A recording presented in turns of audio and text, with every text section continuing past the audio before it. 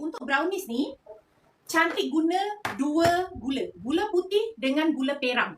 Ya, gula putih untuk bagi shining di atas brownies. Gula perang untuk jadikan dia fudgy bahagian dalam. So, tak adalah brownies tu keras kejung. Ya, mana yang baru jumpa live cantik, pergi follow.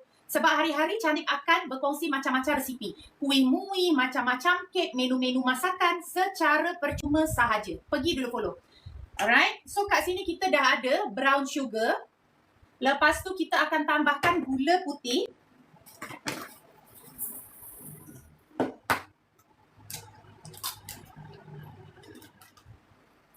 Tak perlu guna mixer. Ya, kita just kacau je guna whisk. Untuk cairkan coklat, kita dah ada butter. Lepas tu kita tambahkan dark chocolate. Cantik guna jenama Van Houten. Yang ni chocolate coin. Okay, so kita akan masukkan, tambahkan minyak. Okay.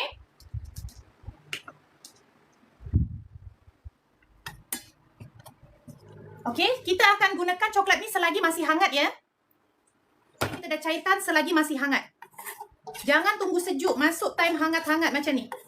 Kita masukkan cocoa powder.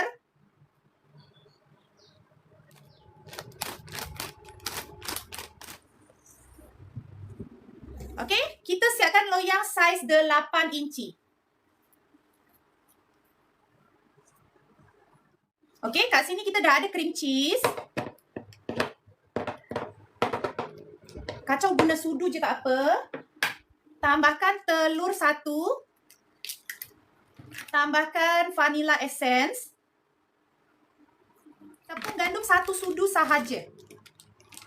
So, ini kita punya cream cheese. Piping tu korang sampai masuk ke bahagian dalam tau.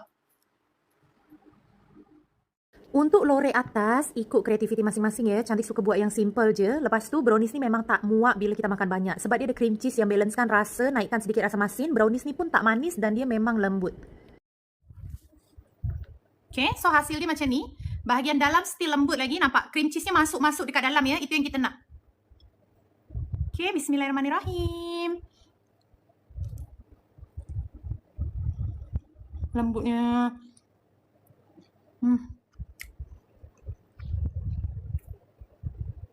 Ini jenis brownies yang lembut ya, bukan yang keras kejung tak.